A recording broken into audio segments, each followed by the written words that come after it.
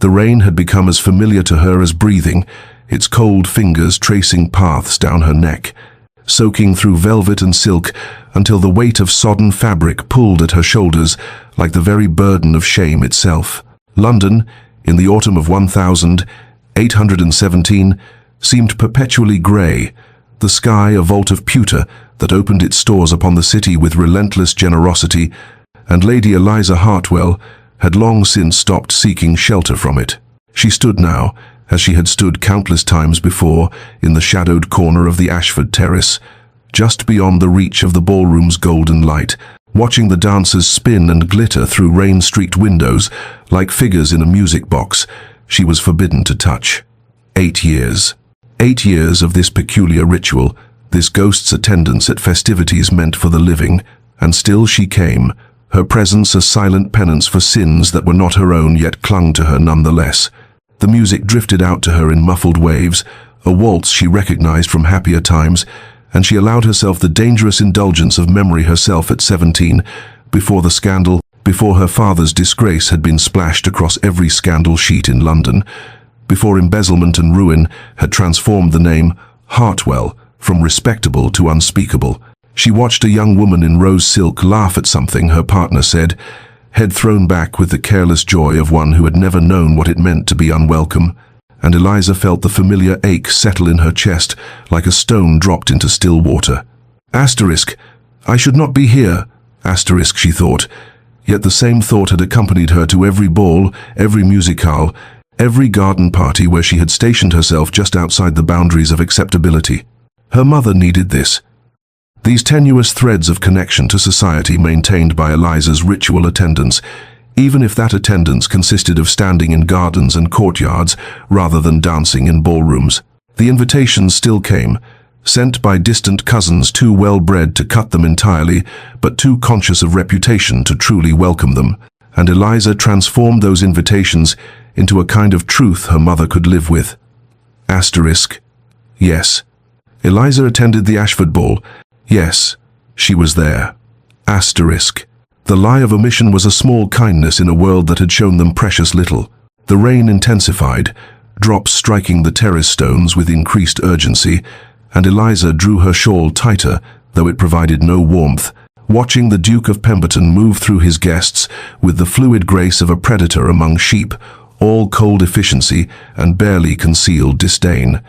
And she wondered, not for the first time, and what it must be like to care so little for the opinions that ruled the rest of them. Julian Ashford, Duke of Pemberton, had perfected the art of appearing engaged while feeling nothing, a skill that served him well during the interminable social obligations his position demanded, and tonight's ball, held in his own ballroom though he would have preferred to be anywhere else, was no exception to the tedium that characterized such gatherings. He moved through the crowd with the efficiency of a man completing a distasteful but necessary task, accepting congratulations on the event's success with minimal acknowledgement, deflecting with practiced ease the increasingly desperate attempts of mothers to thrust their daughters into his path, and maintaining the expression of cold civility that had become as much his armor as the perfectly tailored evening clothes he wore. Marriage held no appeal for him, despite the endless pressure from society and his own solicitors who worried about the succession, because he had observed too clearly what passed for affection among his class, the calculated alliances, the mercenary exchanges of beauty for title or fortune for name, the shallow performances that dissolved into mutual contempt within months of the wedding. He wanted none of it, preferred his solitude to the company of simpering misses who saw only his wealth and position,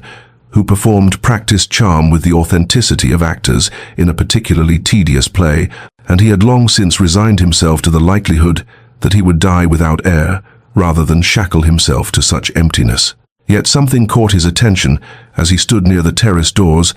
ostensibly listening to Lord Wetherby drone about crop yields, a movement beyond the rain-streaked glass, a figure standing motionless in the downpour, where no sensible person would venture. His first reaction was irritation that someone had wandered into his garden during the storm, creating potential scandal, or at minimum requiring him to send servants to retrieve some fox gentleman or hysterical debutante, but as he watched more carefully, noting the stillness of the figure, The way she, for it was clearly a woman from the shape of her gown, simply stood there as though the rain were sunshine,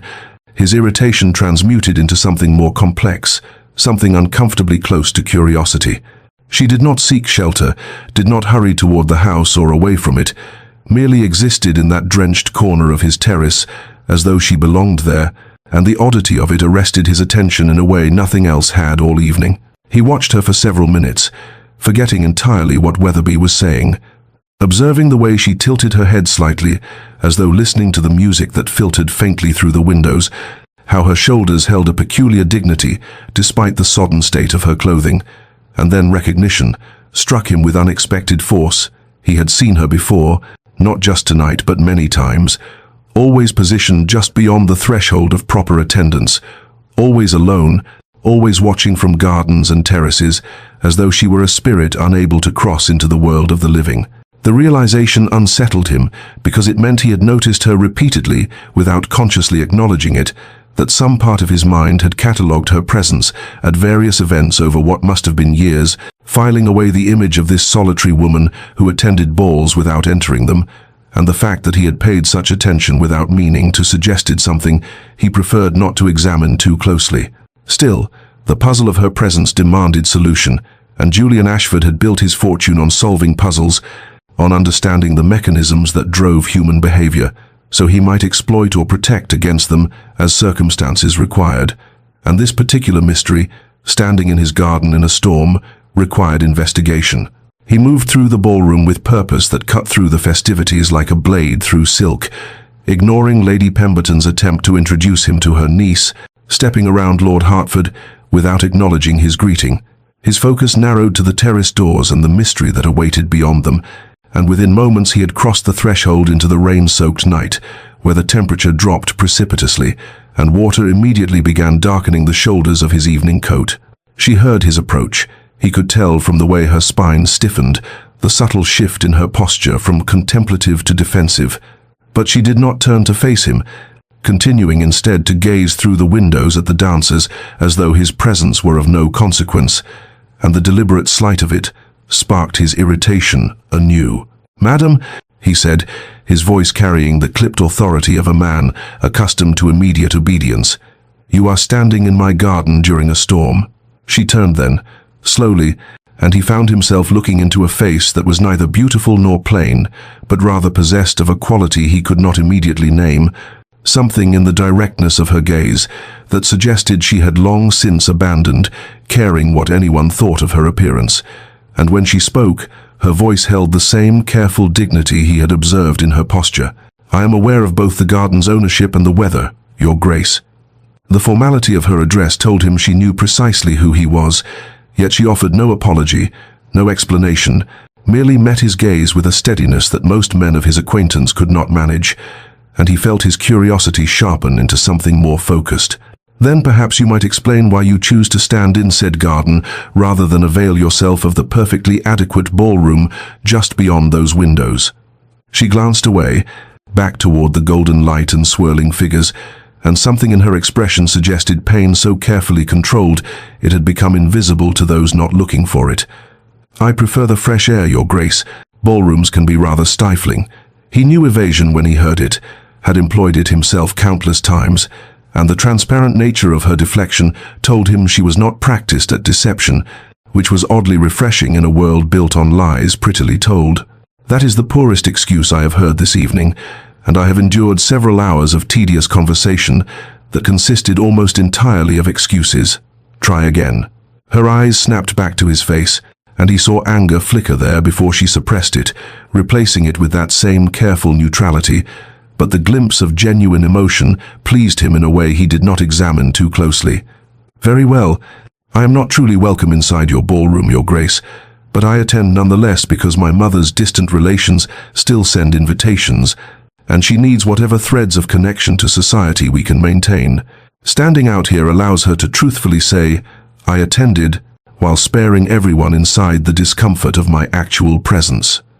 The honesty of it struck him silent for a moment, the stark admission delivered without self-pity or dramatic flourish, merely stated as fact, and he found himself revising his initial assessment of her. This was not some silly girl seeking attention through theatrical behavior, but rather someone who had calculated the precise mathematics of social survival and found her solution in this peculiar compromise. His response came before he had fully considered it, driven by an impulse he would later recognize as the first breach in walls he had spent years constructing. "If you insist on standing in the rain at my events, madam,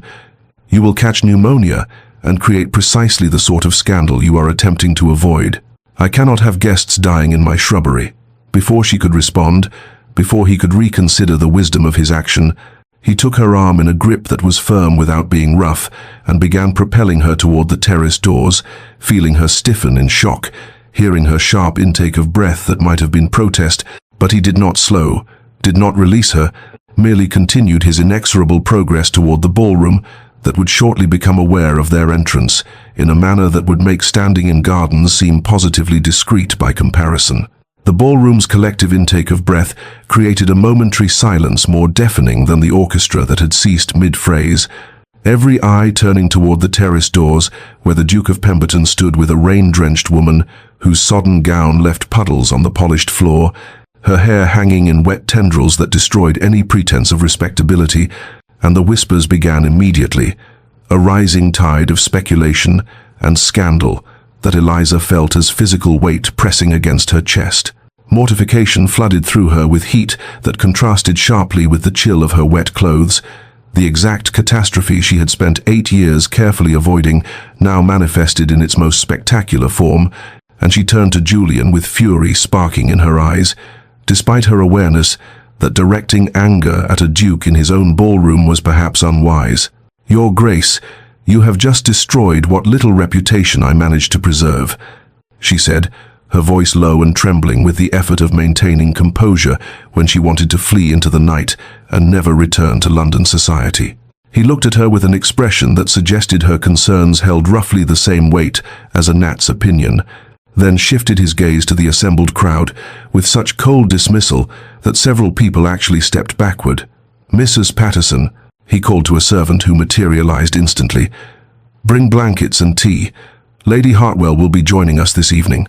The use of her name, spoken clearly enough for the nearest guests to hear, sent another wave of whispers through the crowd, but Julian simply placed his hand at the small of Eliza's back and guided her toward the massive fireplace that dominated one wall of the ballroom, the crowd parting before them with the automaticity of subjects before their sovereign. She wanted to resist, to maintain her anger as protection against the vulnerability she felt dripping onto his floor, but his hand was firm and somehow steadying, and she found herself moving with him despite her intentions. A footman appeared with a chair positioned near the fire's warmth, and Julian deposited her there with surprising gentleness before the blankets arrived, a thick wool that he draped around her shoulders himself rather than waiting for servants to perform the task. "You had no right," she said quietly, watching the flames rather than his face because she could not bear to see either mockery or pity in his expression. "Standing in gardens like a ghost was hardly protecting your reputation either," he countered,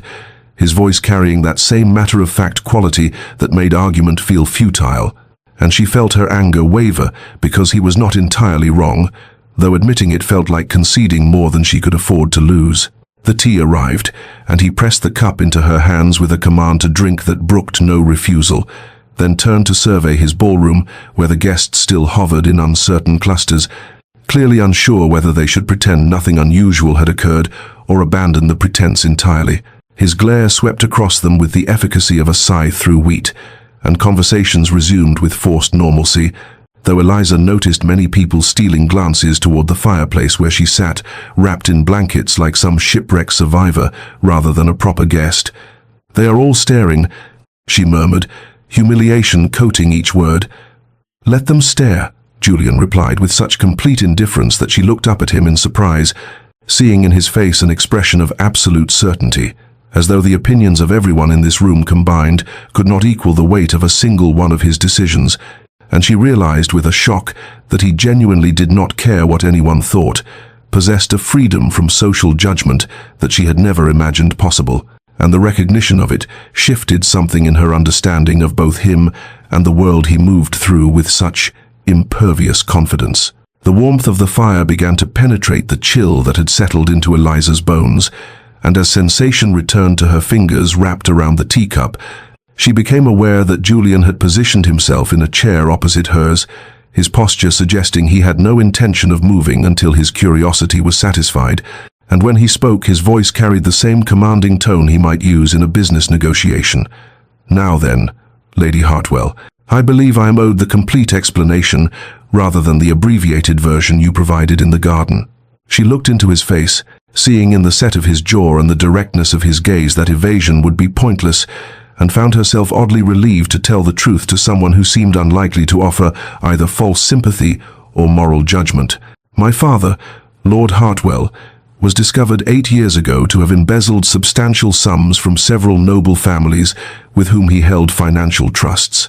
The scandal was enormous, as you might imagine. He died shortly after the revelation, whether from shame or illness I cannot say with certainty, though I suspect the former hastened the latter." She paused, watching Julian's expression for signs of the disgust or pity she had seen so often, but his face remained neutral, merely attentive, and she continued. "He left my mother and me with nothing but debts and disgrace. We lost our home, most of our possessions, everything that might have provided income. My mother's distant cousins, the Weatherbys, took pity on us to the extent of providing a small house and a minimal allowance, but they made clear we were a shameful burden. They bore out of family obligation rather than affection. They still send invitations to major social events because excluding us entirely would acknowledge the connection they prefer to minimize, but everyone understands I am not truly welcome." She met his eyes directly, refusing to look away despite the vulnerability of the admission. "My mother clings to these invitations as proof that we have not been completely cast out of society, that perhaps someday the scandal will fade enough for us to regain some measure of respectability. I attend because she needs to believe I am making efforts to rehabilitate our standing, even though we both know it is futile. Standing outside allows me to truthfully say I was present without forcing anyone to endure my company, a compromise that has worked adequately until you decided to intervene this evening." Julian absorbed this information in silence, his fingers steepled beneath his chin in an attitude of contemplation, and Eliza watched something shift behind his eyes, some calculation being made that she could not decipher. What she could not know was that he was experiencing an entirely unexpected emotion, something uncomfortably close to admiration for a woman who would endure 8 years of humiliation out of loyalty to her mother, who would stand in countless rainstorms rather than abandon the fragile hope that sustained someone she loved, and the recognition of such character in a world he had long since dismissed as uniformly shallow disturbed him profoundly. He made a decision in that moment, impulsive and uncharacteristic, driven by an impulse he would spend considerable time attempting to rationalize in the days that followed. "You will attend the remainder of this ball properly, Lady Hartwell, as my guest. Anyone who objects to your presence may leave my house." She stared at him in disbelief, certain she had misheard, but his expression held absolute certainty, the look of a man who had issued an edict he expected to be obeyed without question, and she realized with dawning astonishment that he meant every word. Julian rose from his chair with the fluid grace of a man entirely comfortable with command, and extended his hand toward Eliza with an expectation of acceptance that made refusal seem impossible, though she stared at his outstretched palm for a long moment, while her mind grappled with the implications of what he was offering, because accepting his hand meant accepting his protection publicly,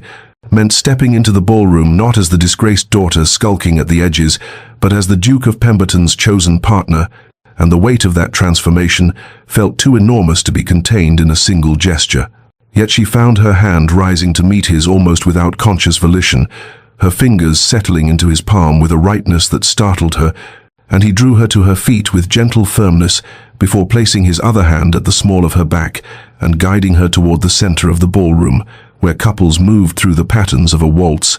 the crowd parting before them with the same automatic deference they had shown earlier, but now tinged with something approaching awe rather than mere shock. She was acutely aware of every eye upon them, of the whispers that followed in their wake like the train of an invisible gown, but Julian seemed utterly oblivious to the attention,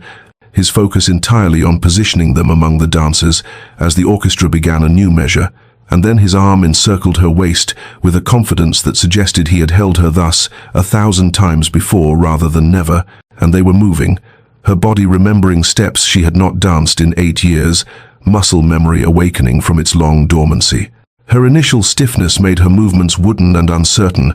the fear of misstep warring with the forgotten pleasure of movement to music.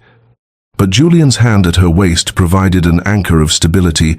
and his lead was so clear, so assured, that her body began to trust his guidance, even as her mind remained caught in confusion about why he was doing this. What possible motivation could drive a man of his position to champion someone so thoroughly ruined? She had expected him to dance adequately, the way most gentlemen danced, with competent boredom, but she discovered instead that he moved with surprising grace, his control of the dance absolute yet gentle,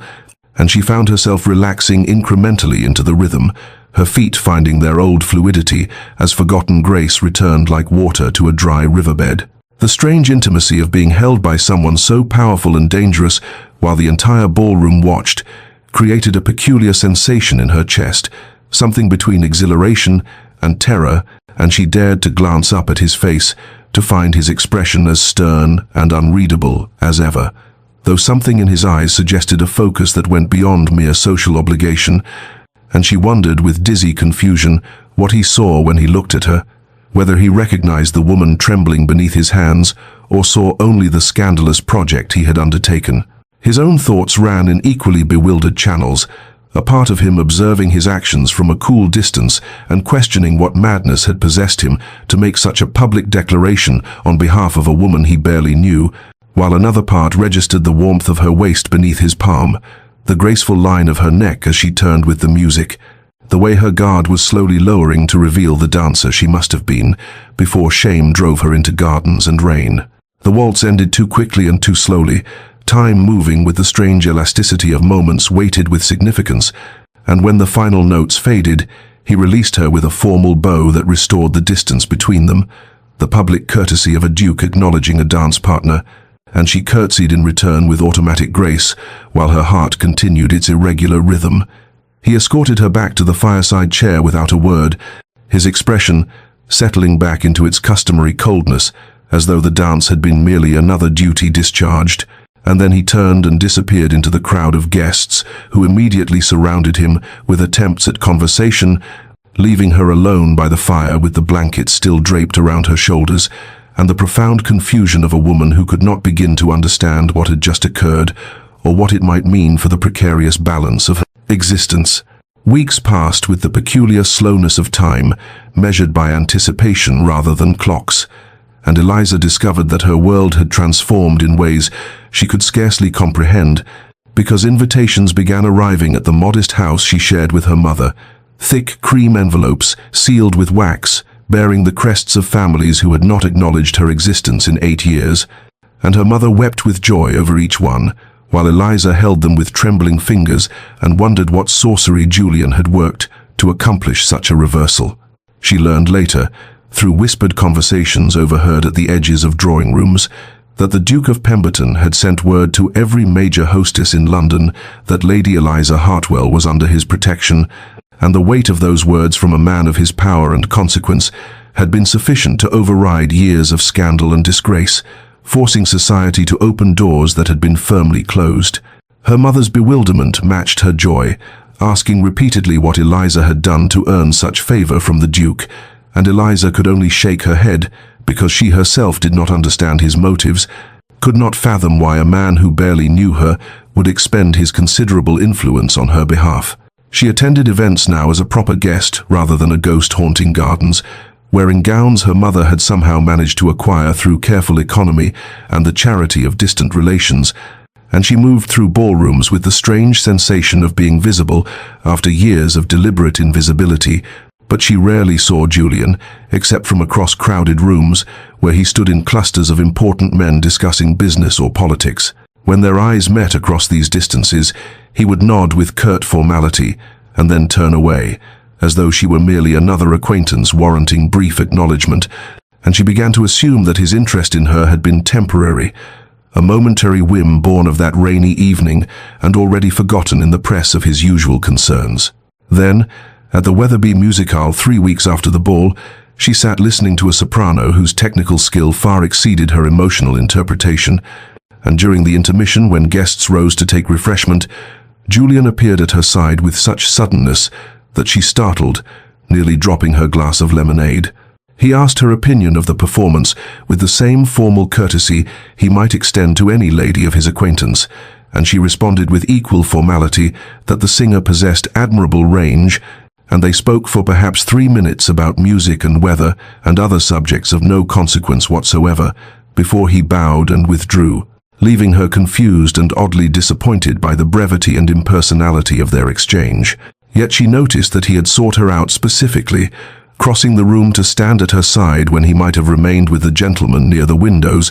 and the realization created a small warmth in her chest that she tried very hard to dismiss as meaningless. A pattern began to establish itself over the following weeks, subtle enough that she wondered if she was imagining significance where none existed,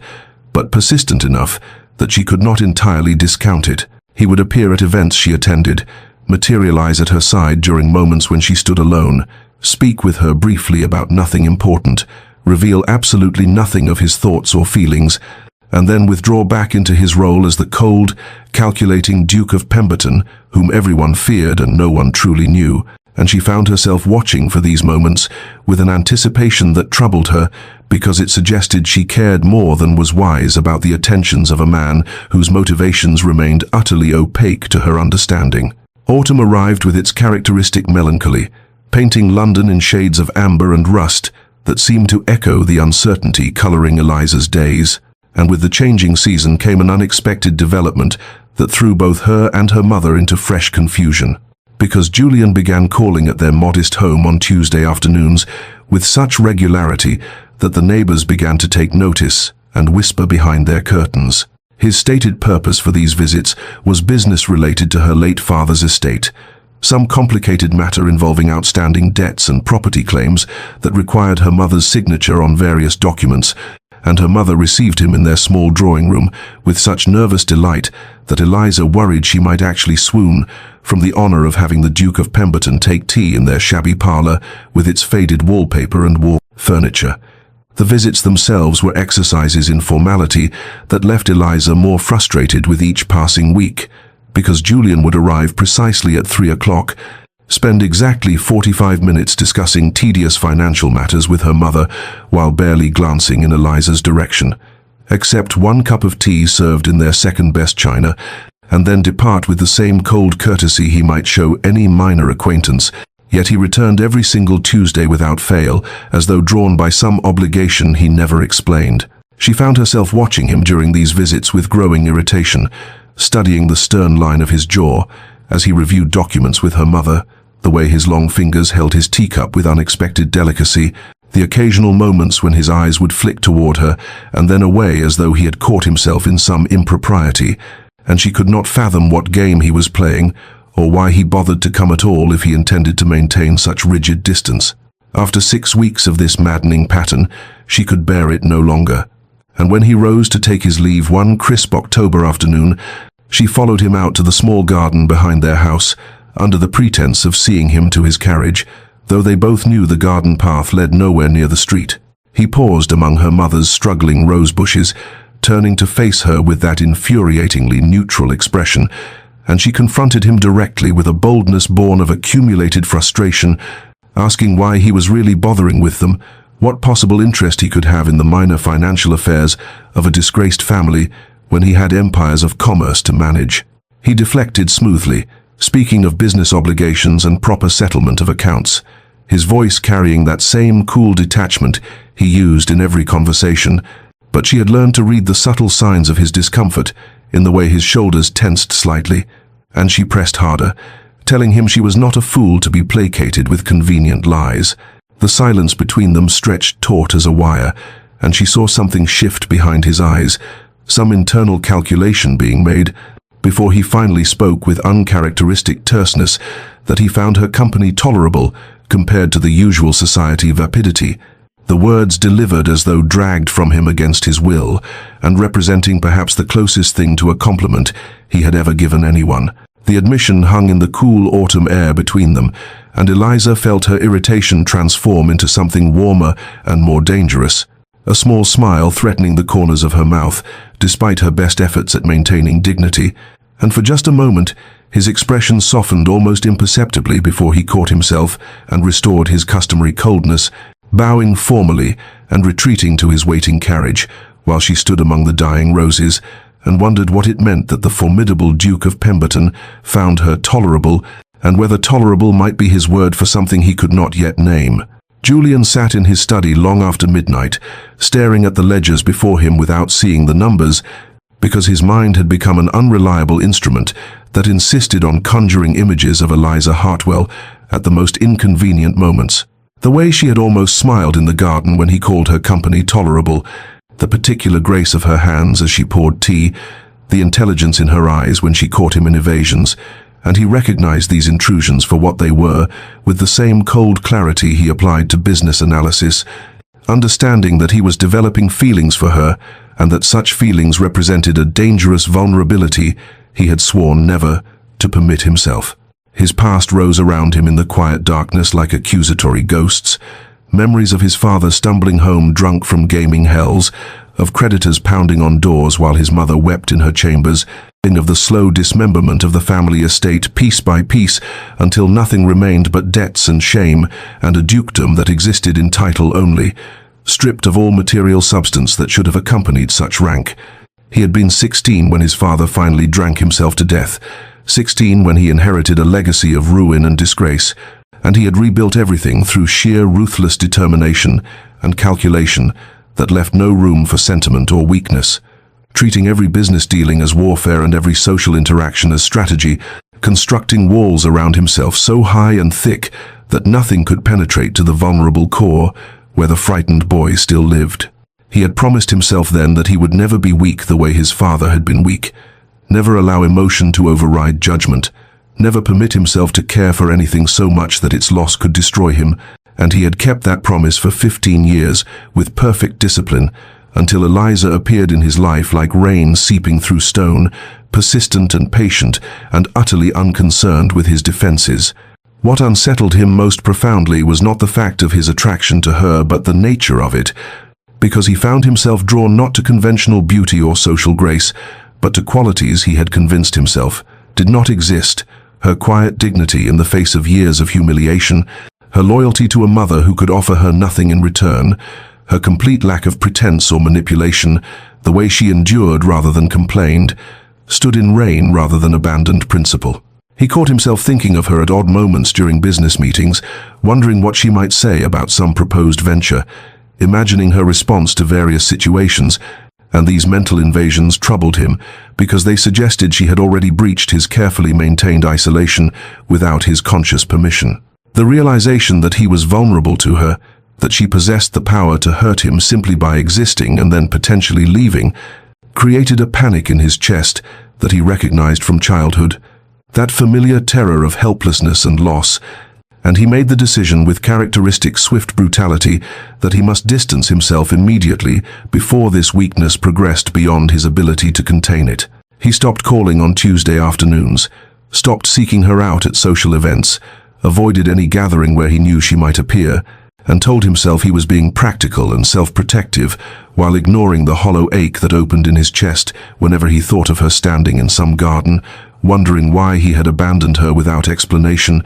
though he assured himself she would be relieved rather than hurt, because what woman of sense would want the attentions of a man as cold and damaged as he had become? The scandal erupted 3 weeks into Julian's self-imposed absence, with the sudden violence of a summer storm, though November's chill had settled over London, and there was nothing summery about the vicious gossip that spread through drawing rooms and gentlemen's clubs like contagion, because Eliza's father's former business partner, a man named Thomas Wickham who had fled to the continent years earlier to escape his own creditors, returned to London with renewed malice and began spreading rumors that Eliza's mother had been complicit in the embezzlement scheme, that she had known of her husband's crimes and helped conceal them, that the modest widow living on charity was in fact sitting on hidden wealth stolen from noble families. The accusations were absurd to anyone who knew the true destitution in which Eliza and her mother lived, but society had never required truth when scandal proved more entertaining, and the whispers multiplied with each retelling until they became accepted fact in certain circles, transforming sympathy for a disgraced widow into contempt for an alleged criminal. The invitations that had begun arriving after Julian's protection ceased as abruptly as they had started, and Eliza found herself once again unwelcome in the world she had briefly been permitted to enter, though this time the exile carried a sharper edge of cruelty, because she had tasted acceptance before having it snatched away, and her mother wept quietly in their parlor, while Eliza stood rigid with a fury she could not safely express. She returned to her old practice of standing outside balls in the rain, partly from that same stubborn loyalty to her mother, who insisted they maintain appearances, but partly from a darker impulse she barely acknowledged even to herself, a desire to witness her own degradation, to stand in the cold and watch the warm lights, and know she would never again be permitted inside, a form of self-punishment for the foolish hope she had allowed to take root during those weeks when Julian had called every Tuesday and made her believe she might deserve something better than endless rain. The evening of the Thornbury ball arrived with characteristic November bleakness, rain falling in cold sheets that soaked through her cloak within minutes, and she took her familiar position in the garden where she could see the ballroom windows blazing with light and movement. But this time she was not alone in her vigil, because young men had begun coming outside, specifically to mock her, to point and laugh at the embezzler's daughter, standing in the rain like some Gothic spectre, and on this particular evening, 3 of them approached her with the casual cruelty of those who had never known real consequence. She endured their mockery with the rigid dignity that had become her armor over 8 years of humiliation, refusing to retreat or respond, standing utterly still, while they circled and made observations about her sodden appearance, and questioned whether she was waiting for another duke to rescue her, or had she finally accepted her proper place among the garden statuary, and she felt something cold and hard crystallizing in her chest that was not quite despair because she had lived with despair too long to mistake it, but rather a kind of resignation that this was simply what her life would be until age or illness finally released her from the obligation of endurance. Then she heard the sound of a carriage arriving late, its wheels splashing through puddles, and she felt rather than saw the attention of her tormentors shift toward the new arrival, their mockery trailing off into uncertain silence, and when she finally raised her eyes from the ground where she had fixed them, she saw Julian Ashford emerging from his carriage with an expression of such cold fury that even through the rain and darkness she could feel the lethal calm radiating from him as he approached with the measured steps of a predator who had sighted prey and was in absolutely no hurry because escape was impossible. Julian's intervention was swift and devastating in its precision, because he had spent 15 years learning exactly where to strike to cause maximum damage, and he applied that knowledge now with surgical coldness as he stepped between Eliza and her tormentors, his voice cutting through the rain with quiet menace as he addressed the 3 young men by name and title, which already unsettled them because they had not expected to be recognized or remembered by a duke. He began with Lord Ashworth's son, mentioning in conversational tones how unfortunate it would be if certain gambling debts came to light, debts the young man's father believed had been settled, but which Julian happened to know were still outstanding to a moneylender of questionable reputation, and how such information might affect the family's standing if it reached the wrong ears, which of course it wouldn't unless Julian felt compelled to share it. He turned next to the Honourable Mr. Fitzwilliam, observing almost pleasantly that his sister's upcoming engagement to the Marquis of Rothbury might encounter difficulties if the Marquis learned about the family's actual financial situation, which was considerably more precarious than they had represented, information that Julian possessed through his various business interests, but had seen no reason to disclose until now. The 3rd young man, a baronet's heir whose smugness had already crumbled into terror, received only a single sentence about his mother's correspondence with a certain Italian count, delivered with such cold implication that the young man turned white and stumbled backward. They fled with remarkable speed, nearly tripping over themselves in their haste to return to the ballroom's safety, and Julian watched them go with the detached satisfaction of someone who had just completed a necessary but distasteful task, before turning to Eliza, who stood exactly where she had been standing throughout the entire confrontation, rigid and soaked and shaking with something that was not cold. He looked at her for a long moment, this woman who had endured years of humiliation with dignity he could barely comprehend, and something fundamental shifted in his chest, and some wall he had maintained through pure will, finally cracking under the weight of her quiet suffering. And without saying a word, he removed his coat and stepped forward to drape it around her shoulders, the gesture simple and utterly inadequate, but the only comfort he knew how to offer. He took her arm gently, so different from that first night when he had pulled her inside with brusque command, and led her toward his waiting carriage while she moved beside him like someone in a dream, her composure finally fracturing after years of holding herself together through sheer force of will. In the carriage's privacy, with rain drumming on the roof and darkness concealing them from the world's judgment, she began to cry with quiet desperation, tears sliding down her face while she tried uselessly to stop them, apologizing in a broken whisper for her weakness. Julian sat rigidly beside her, completely unprepared for her tears, because in all his careful planning and strategic thinking, he had never once considered what he would do if she actually broke in front of him, and for several long moments he simply sat frozen while she wept, until some instinct deeper than thought made him move closer and put his arm awkwardly around her shoulders. The gesture uncertain but genuine. She leaned into him immediately, too exhausted and broken to maintain the pride that had sustained her through 8 years of standing in rain, and he held her carefully while she cried against his chest, one hand rising hesitantly to rest against her wet hair. And neither of them spoke because there were no words adequate to the moment, only the sound of rain and her quiet weeping, and the startling intimacy of two people who had spent years protecting themselves, finally permitting touch, finally acknowledging need, finally surrendering to the terrifying possibility that perhaps they did not have to endure their respective isolations alone. Julian took Eliza to his townhouse instead of her home, because propriety had ceased to matter the moment he watched her, standing in the rain, being mocked by fools, and she was too distraught to protest the impropriety, and too exhausted from years of maintaining impossible dignity to care that arriving at a bachelor's residence unchaperoned would create exactly the kind of scandal she had spent 8 years trying to avoid. His housekeeper, Mrs. Davies, a woman who had served the Ashford family for 3 decades and possessed the rare quality of never being shocked by anything her employer did, took one look at Eliza's tear-stained face and sodden dress and took charge with brisk efficiency, leading her upstairs to a guest room and promising hot water and dry clothes, without asking a single question about why the Duke had brought home a weeping woman in the middle of the night. Julian retreated to his study and paced the length of it repeatedly, disturbed by the intensity of his own fury on Eliza's behalf, because he had built his entire adult life on the principle of emotional detachment, and yet watching those young men mock her had filled him with a rage so complete it had taken every ounce of his considerable self-control not to strike them,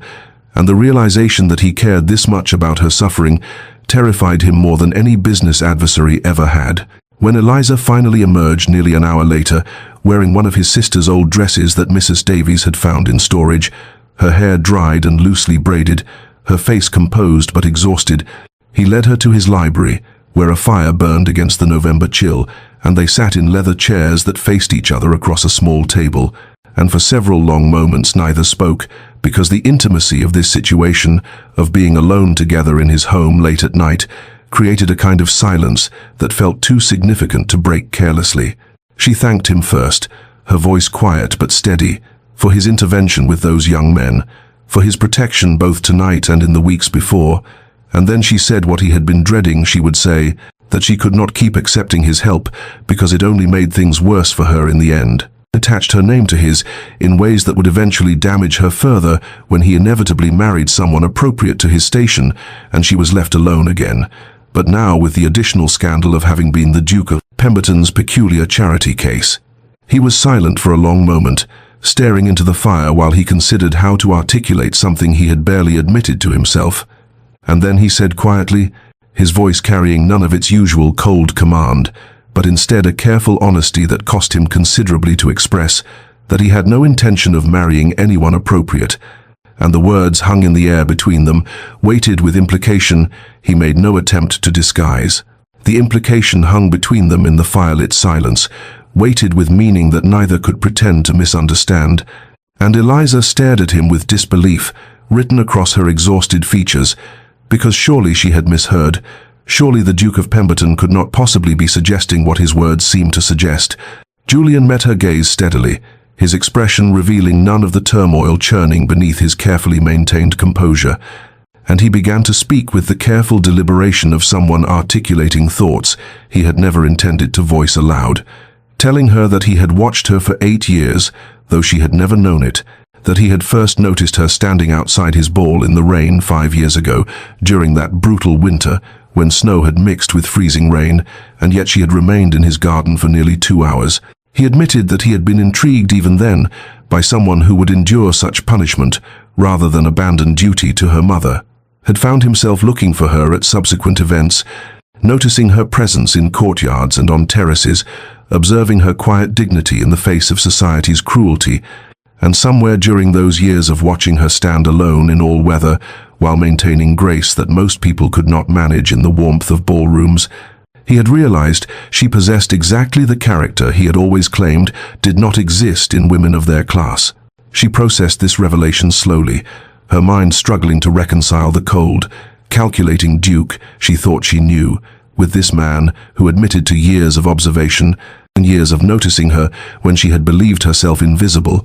and she found her voice finally to ask why he had never approached her before, if he had been watching for so long. His answer was brutally honest in its self-awareness, because he had been afraid of exactly this, of caring about someone enough that her suffering could wound him, of discovering that beneath all his carefully constructed defenses, he was as vulnerable as any other man when faced with a woman who moved him. Eliza felt something shift in her chest, some long-frozen part of herself beginning to thaw under the heat of his confession, and she heard herself admitting quietly that she had noticed him too from outside those ballroom windows, that among all the men who danced and postured and performed for society's approval, he had been the one who never seemed to be performing, who moved through crowds with the same isolation she felt standing in rain, and she had wondered sometimes if perhaps he understood what it meant to be alone in the midst of people. Their eyes met across the small table with recognition that went deeper than attraction, deeper than the practical considerations of marriage and station, recognition of two souls who had survived their respective isolations through endurance rather than hope. And in that moment of mutual understanding, something fundamentally changed between them, some barrier dissolving to reveal the possibility that perhaps neither of them had to stand alone anymore, that perhaps two people who had learned to expect nothing from life might dare to reach for something more. Eliza's barriers finally crumbled under the weight of his confession and years of accumulated loneliness, and she heard herself admitting in a voice that shook despite her efforts to control it, how unbearably lonely these years had been, how she had taught herself not to want connection, because wanting only made the isolation more painful, how the burden of her father's shame had become so heavy, she sometimes forgot what it felt like to stand upright, without that weight pressing down on her shoulders. The words came haltingly at first, and then in a rush, 8 years of carefully guarded emotion spilling out in the safety of his library while the fire crackled and the rest of London slept, and Julian listened with an attention so complete it felt like being truly seen for the first time in her adult life. When she finally fell silent, exhausted by her own honesty, he was quiet for a long moment before speaking, and his voice, when it came, was gentler than she had ever heard it, and stripped of all its usual cold command, as he admitted that he understood loneliness perhaps better than anyone realized, that his reputation for coldness was not accidental but carefully constructed, a fortress built around himself to ensure he never felt deeply enough to be hurt. He told her about the isolation of watching his father destroy their family through weakness and poor judgment, about rebuilding their fortune alone while society whispered about the Ashford decline, about the deliberate decision to never allow anyone close enough to wound him the way his father's failures had wounded him. His hand found hers across the small table, a gesture so tentative it might have been accidental, except for the way his fingers tightened around hers when she didn't pull away, and they sat like that in the firelight, speaking truths neither had ever voiced before, comparing their respective prisons with the careful precision of cartographers mapping familiar but unshared territory. She spoke of standing in rain watching life happen to other people, and he spoke of standing in ballrooms feeling equally removed from the dancing and laughter around him. And somewhere in the deep hours of the night, they both recognized the kinship between two souls who had survived by enduring rather than feeling, by accepting loneliness as the price of safety, The conversation wound through memories and confessions, and long silences that felt comfortable rather than awkward, and when he finally asked, his voice carrying an uncertainty she had never heard from the confident Duke of Pemberton, whether she could imagine building a life with someone as difficult and cold as he knew himself to be, she looked at him with eyes that had learned to see through appearances to the truth beneath, and told him that she had spent 8 years, standing in rain and storms, had learned to endure cold and wet, and the cutting wind of society's disapproval, and she was not afraid of difficult things, least of all a man whose coldness was merely armor, protecting the same kind of wounded heart she carried in her own chest. The following morning arrived with pale sunlight filtering through the library windows, where neither Eliza nor Julian had slept, their conversation having stretched through the entire night until exhaustion and emotion left them dozing in their respective chairs as dawn broke over London. And when Mrs. Davies discovered them, she tactfully withdrew to arrange for a carriage to return, Eliza home before the household fully awakened to find the Duke alone with an unmarried woman. Julian accompanied Eliza to her modest townhouse in respectable silence, but the air between them thrummed with the weight of everything spoken in darkness, and when he handed her down from the carriage, his fingers lingered on hers, just a moment longer than propriety allowed, a promise of intentions yet to be formally declared. He returned 3 hours later, properly dressed for a formal call, and requested an audience with Eliza's mother, with such grave courtesy that the poor woman nearly fainted from anxiety about what the Duke of Pemberton could possibly want with her disgraced family. Julian wasted no time on pleasantries once they were seated in the shabby drawing-room, stating clearly and without preamble that he wished permission to court Eliza, with the explicit intention of asking for her hand in marriage, and Mrs. Hartwell's shock manifested in stammered disbelief, followed by overwhelming relief that her daughter might finally escape the shadow of her father's sins through such an advantageous match.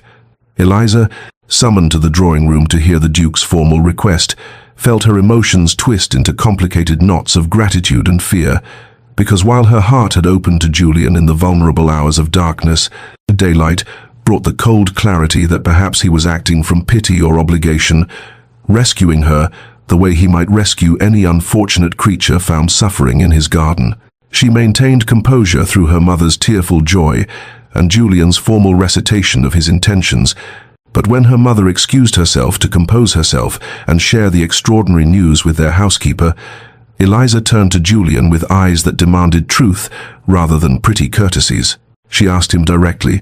her voice steady despite the fear making her hands tremble, whether he was doing this because he felt sorry for her or because he believed himself somehow responsible for her well-being after having extended his protection, because she could not bear to enter a marriage built on obligation, no matter how gilded the cage might be. Julian's expression darkened with frustration, the careful control he'd maintained during the formal request cracking to reveal genuine anger beneath, and he stood abruptly to pace the small room like a caged wolf, asking her roughly whether she truly believed him capable of proposing marriage out of pity when he'd spent years avoiding even the suggestion of matrimony, despite tremendous pressure from society and family. Their first real argument erupted in that shabby drawing room, both of them speaking with more raw honesty than they'd intended, her accusations of noble sacrifice meeting his furious denials, until finally he stopped pacing and turned to face her with something almost desperate in his usually controlled features. He told her, his voice rough with emotion he no longer tried to disguise, that he had never in his entire life done anything out of obligation that he didn't absolutely have to do, and that every action he took was calculated for his own benefit or protection, and marrying her was decidedly not an obligation, but rather the first purely selfish thing he had wanted in years, the first time he'd reached for something simply because the thought of not having it was unbearable. The raw honesty of his confession, stripped of all courtly language and romantic pretense, convinced her where prettier words would have failed, because she recognized in his frustrated admission the same selfishness she felt when she imagined a future without him, and she found herself stepping closer to him, despite all the rules of propriety that said she should maintain distance until they were formally engaged, her hand reaching for his as she told him quietly that if he was certain this was what he wanted, If he could accept that she came with nothing but scandal and a mother who would require their care and a heart that had learned to protect itself through years of isolation, then yes, she would very much like to be courted by the Duke of Pemberton, with the understanding that such courtship would lead to marriage if they both found they could build a life together. The courtship period unfolded under the merciless scrutiny of London society.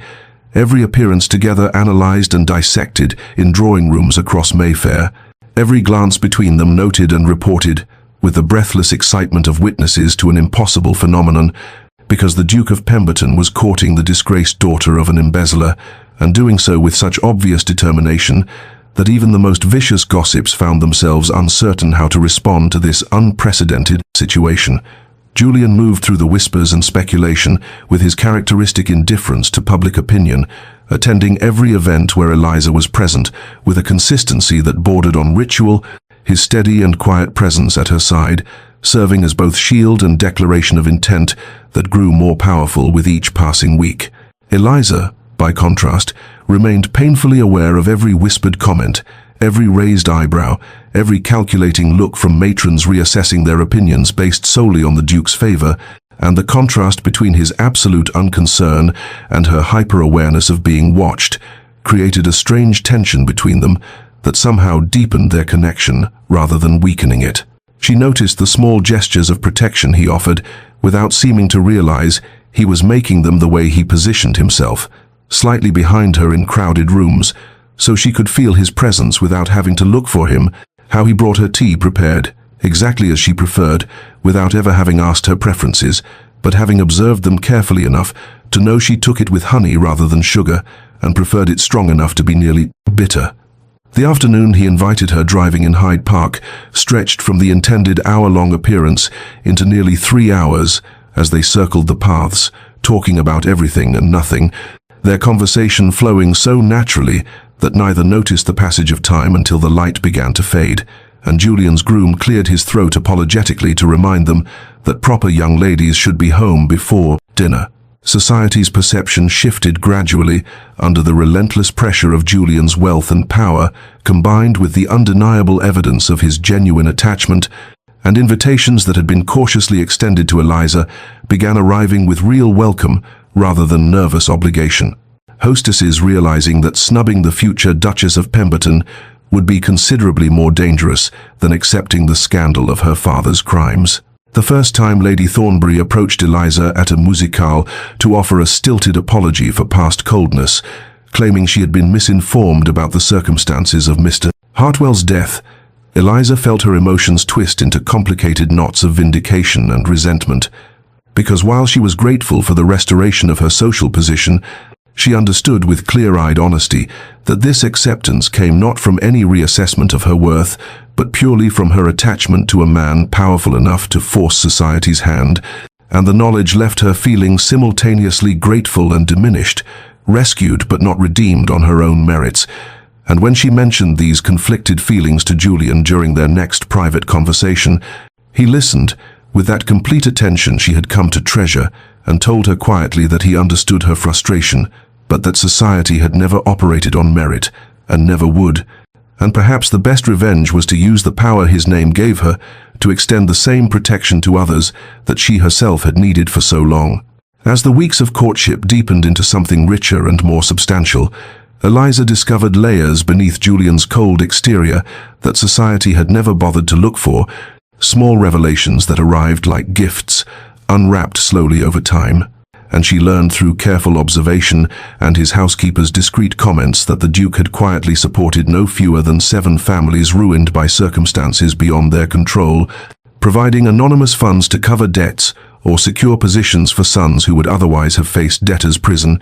His charity extended without fanfare or expectation of gratitude, because he seemed to believe that wealth carried obligations he fulfilled with the same ruthless efficiency he applied to his business dealings. She noticed how fiercely he protected those few people he considered his,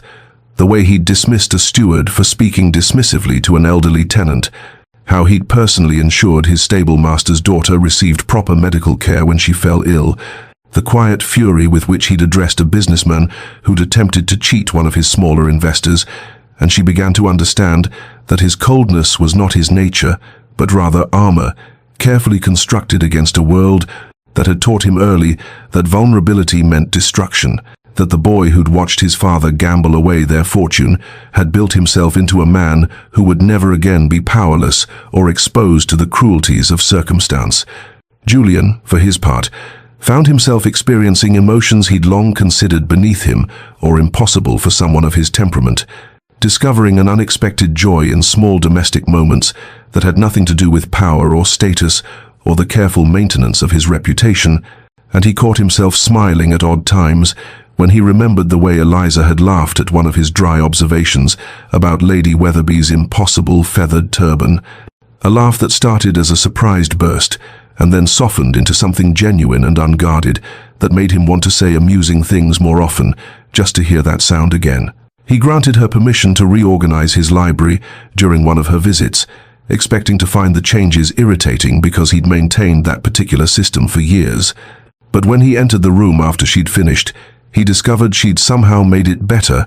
grouping the volumes in ways that felt more natural and logical, while adding small touches of warmth through the placement of his favorite reading chair nearer the window and fresh flowers on the side table, transformations that made the space feel lived in rather than merely functional. And he realized she had an instinct for creating comfort that he'd never developed because he'd spent so long focused purely on survival and success. The evening she played piano for him marked a turning point, neither of them fully recognized until later, because she'd mentioned in passing that she used to play before her father's death, and Julian had simply opened the door to his music room and waited, offering no pressure but extending clear invitation, and after a long moment of hesitation, she'd seated herself at the instrument, with hands that trembled slightly before finding the keys, and beginning a sonata that started tentatively, but grew in confidence as muscle memory overcame the years of disuse. Julian stood absolutely still near the window as she played, watching her profile in the lamplight and listening to music that seemed to pour directly from her heart through her fingers, each note carrying the weight of everything she'd lost and endured, and somehow survived. And he felt something shift fundamentally in his chest as he realized he'd never heard anything more beautiful in his entire carefully controlled life, not because of technical perfection, but because of the raw emotion she allowed into each phrase,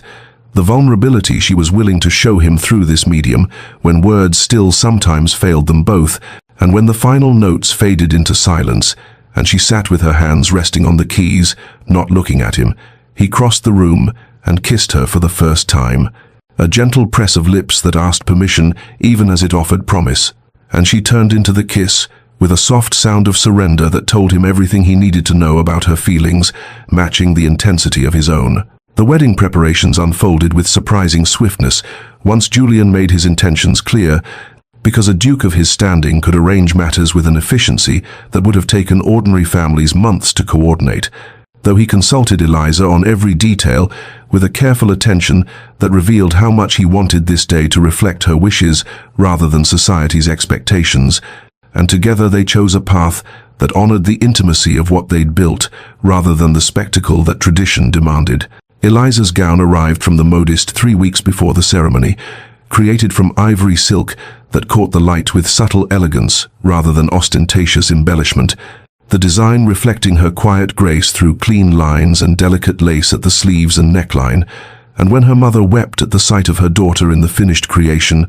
Eliza understood that these were tears not just of joy but of relief, that her daughter would finally know security and position after so many years of enduring shame and isolation. The morning of the wedding found Julian uncharacteristically restless in his chambers,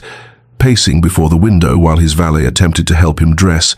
and the nervousness he felt struck him as absurd, given that he'd negotiated business deals worth fortunes without a tremor and faced down hostile competitors with perfect calm. Yet the prospect of standing before Eliza and promising her forever left his hands slightly unsteady as he fastened his cravat for the third time, because the first 2 attempts had seemed insufficiently perfect for this particular occasion.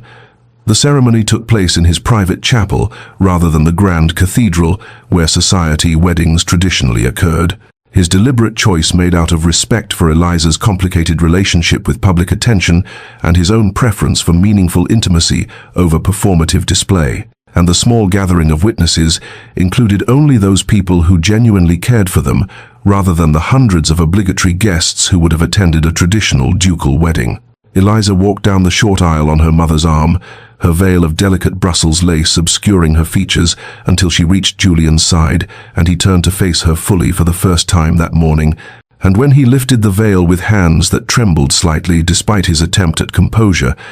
she saw something in his eyes she'd never witnessed before, unguarded hope, mixed with wonder, and a vulnerability so profound it made her breath catch. Because this man who'd armored himself against feeling for so long was looking at her as though she represented every possibility of happiness he'd convinced himself he would never deserve. Their vows followed the traditional Anglican service, words spoken countless times by countless couples, yet each phrase carried weight and meaning specific to their particular journey, from rain-soaked stranger to beloved partner. And when Julian promised to honor and keep her in sickness and health, in prosperity and adversity, his voice dropped slightly on the word adversity, as though acknowledging all the storms they'd already weathered separately and would now face together. The wedding breakfast following the ceremony remained small and intimate, held in Julian's formal dining room with late autumn sunlight streaming through tall windows. And when the moment came for toasts, Julian rose with his champagne glass and spoke with uncharacteristic emotion about finding his Duchess, standing in the rain and realizing that he would gladly weather any storm, endure any hardship, brave any difficulty to keep her safe and warm and loved for the rest of their lives together, words that brought tears to Eliza's eyes and knowing smiles to the faces of their guests, who understood they were witnessing something rare and precious. The transformation of two people who'd survived through endurance learning, finally to thrive through connection. The wedding night arrived with a tenderness neither had anticipated, because two people who'd spent years armoring themselves against vulnerability discovered that removing those defenses required more courage than maintaining them ever had. And when Julian led Eliza through the doorway of his private chambers, their chambers now, he corrected himself silently. He found his hands trembling slightly as he helped her remove the delicate pearl pins from her hair, each small intimacy revealing how little experience either possessed in allowing another person past their carefully constructed walls. She stood before him in the lamplight, wearing only her chemise and dressing gown, her dark hair falling loose around her shoulders in a way he'd never seen before, and the vulnerability in her expression mirrored what he felt but had never learned to articulate. This strange mixture of desire and fear and hope that someone who truly knew you might still choose to stay. Their coming together unfolded slowly, tentatively, marked by whispered reassurances and gentle touches that spoke of patience rather than passion's urgency. And when he finally held her afterward, skin against skin in the darkness, he felt something fundamental shift inside him, as though the last frozen corner of his heart had finally begun to thaw beneath the warmth of her presence. The early weeks of marriage brought adjustments neither had fully anticipated, because sharing space and life with another person after years of essential solitude required constant negotiation and compromise, and their first real conflict arose over something as mundane as household management, when Eliza attempted to reorganize the servants' schedules to be more efficient, and Julian's longtime housekeeper, Mrs. Davies, complained to him privately that the new Duchess was overstepping. He approached Eliza about it with careful diplomacy that evening in the library, suggesting perhaps she might consult with him before making significant changes, and he watched her face close down in a way that reminded him painfully of those early days when she'd stood outside in the rain, shut out from belonging anywhere. She apologized stiffly, said she'd clearly misunderstood her role, that she should have known better than to presume she could simply step into being a proper duchess when she had no training for such a position, and beneath the formal words he heard the deeper fear that she wasn't enough, would never be enough, that he would eventually recognize his mistake in choosing someone so tainted by scandal and poverty. Julian crossed the room and took her hands in his, waited until she finally met his eyes, then told her with rough honesty that he didn't give a damn about her being a proper duchess according to society's standards, that he'd married her precisely because she wasn't like every other titled woman he'd ever met, and if Mrs. Davies or anyone else in his household had a problem with his wife's management, Then they could seek employment elsewhere because Eliza was the Duchess of Pemberton, and this was her home to run as she saw fit. The fierce protectiveness in his voice made her eyes fill with tears even as she smiled, and she admitted quietly that she'd been terrified of disappointing him, of proving unequal to the position he'd given her, and he pulled her into his arms and confessed his own fear that she would eventually realize she'd married a cold, difficult man who would never be the romantic husband she deserved, that she'd wake one morning and regret choosing someone so fundamentally damaged by his past. She laughed softly against his chest, a sound both sad and tender, and reminded him that she'd spent 8 years standing in the rain, watching other people dance, that she knew exactly what loneliness felt like and had chosen him anyway, not despite his difficulties but because she understood them, because two people who'd survived through endurance had found in each other the possibility of something more than mere survival. The first morning she woke as Duchess of Pemberton to find Julian already awake beside her, propped on one elbow, watching her with an expression of quiet wonder. She felt self-conscious under his steady gaze and asked what he was thinking, and he said simply that he'd resigned himself to loneliness before her, had built his entire life around the assumption that happiness was something other people experienced, while he focused on duty and power and the careful maintenance of his position, that he'd never imagined actually feeling the kind of contentment that made him want to stay in bed watching his wife sleep, instead of rising early to manage his correspondence and business affairs. Eliza reached up to touch his face, traced the sharp line of his jaw with gentle fingers, and told him that she'd resigned herself to the rain, to standing forever outside looking in at warmth and belonging she would never experience, that she'd never imagined being warm the way she felt now, safe and cherished, and finally home. 3 years had passed since that rain-soaked evening when Julian first pulled Eliza from the terrace into his ballroom, and the annual Ashford ball had become tradition again, though now she stood inside as hostess rather than outside as ghost, moving through the crowded rooms with the quiet confidence of a woman who'd finally learned she belonged somewhere. And as she paused near the tall windows overlooking the garden, adjusting a floral arrangement that didn't need adjusting, she noticed a figure standing alone in the darkness beyond the glass, a young woman in a gown too fine for its obvious age, her posture rigid with that particular dignity that comes from enduring what should not be endured. Eliza felt something tighten in her chest, recognition sharp and immediate, because she knew that stance intimately had inhabited it for 8 long years, and when Julian appeared at her elbow with 2 glasses of champagne, he followed her gaze out into the rain-drenched garden and asked quietly what she was thinking, his voice carrying that note of gentle concern he used only with her, only in private moments when no one else could hear the warmth beneath his customary reserve. She turned to look at him, this man who'd saved her from drowning in loneliness and shame, whose cold exterior had proven to conceal the most loyal and tender heart she'd ever known, and said simply that she saw herself out there, saw the girl she'd been before he'd brought her inside, and she watched understanding dawn in his expression, followed by something that looked remarkably like pride as he nodded once and told her to go, that he would manage the guests in her absence, that some rescues couldn't wait for convenient timing. Eliza set down her champagne glass and made her way through the ballroom, slipping out the terrace doors into the October rain that fell with the same relentless persistence she remembered from all those years of standing outside looking in,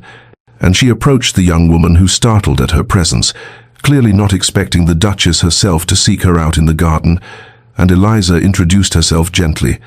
asked the girl's name, Miss Catherine Weston, daughter of a baronet whose gambling debts had recently become public scandal, and listened as Catherine explained haltingly that she'd come because her mother insisted they maintain appearances, but she knew better than to presume she was welcome inside where decent people gathered. Eliza felt tears prick her eyes at the familiar words, the echo of her own past so clear in this stranger's voice,